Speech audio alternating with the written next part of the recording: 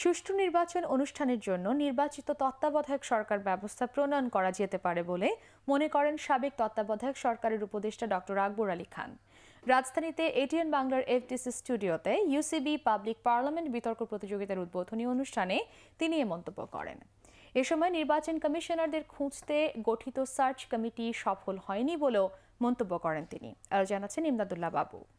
যে বিষয়টি নিয়ে আদৌ আলোচনা হয়নি সেটি হলো সার্চ কমিটির মাধ্যমে উপযুক্ত প্রার্থী নির্বাচন সম্ভব নাও হতে পারে। কে এম নুরুল হুদার নেতৃত্বাধীন 5 সদস্যের নতুন নির্বাচন কমিশন গঠন প্রক্রিয়া নিয়ে কঠোর সমালোচনা করলেন ডক্টর আকবর আলী খান। 10 দিনে ওই লোকের তালিকা দেখে এটা করা সম্ভব না। এখন ধরেন বলা হলো অতিরিক্ত সচিব ছিলেন, অনুসন্ধান করবেন তখন দেখবেন যে তিনি আদৌ সচিব ছিলেন না।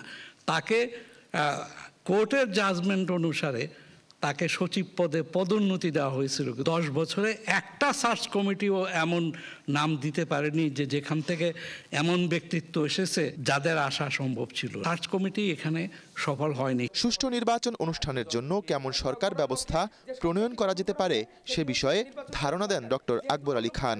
ইচ্ছা করলে পরে আপনি তো নির্বাচিত তত্ত্বাবধায়ক সরকারও করতে পারেন। 3 মাস একটা সরকার দেশ শাসন করবে এবং সেই সরকারের 5 জন প্রার্থী বিরোধী দল কর্তৃক মনোনীত 10 জন প্রার্থী থেকে নির্বাচিত হবে।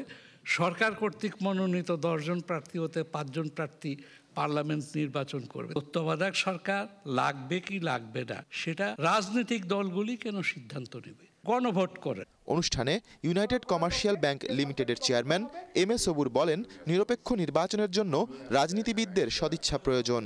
আর ডিবেট ফর ডেমোক্রেসির চেয়ারম্যান হাসান আহমেদ চৌধুরী কিরণ বলেন, সংঘাতমুক্ত ও গ্রহণযোগ্য নির্বাচনের জন্য রাজনৈতিক দলগুলোর মধ্যে আলোচনা প্রয়োজন। মানুষ যে দুটি দলকে প্রধানত ম্যান্ডেট দিয়ে থাকে, সেই দুটি দলের প্রধানের আলোচনার মধ্যে দিয়ে আগামী নির্বাচনকালীন সরকার কি হতে পারে, আগামী নির্বাচন কি হতে পারে, পরবর্তীতে দেশ কিভাবে পরিচালিত হবে সেরকম একটা সিদ্ধান্ত উপনীত হওয়া যেতে পারে। পলিটিশিয়ানদের মধ্যে সেই রকমের ক্যাপাবিলিটি নাই বলেই তত্ত্বাবধায়ক সরকার নামক একটা বিতর্ক প্রতিযোগিতায় জগন্নাথ বিশ্ববিদ্যালয়কে হারিয়ে সাউথ ইস্ট বিশ্ববিদ্যালয় বিজয়ী হয়।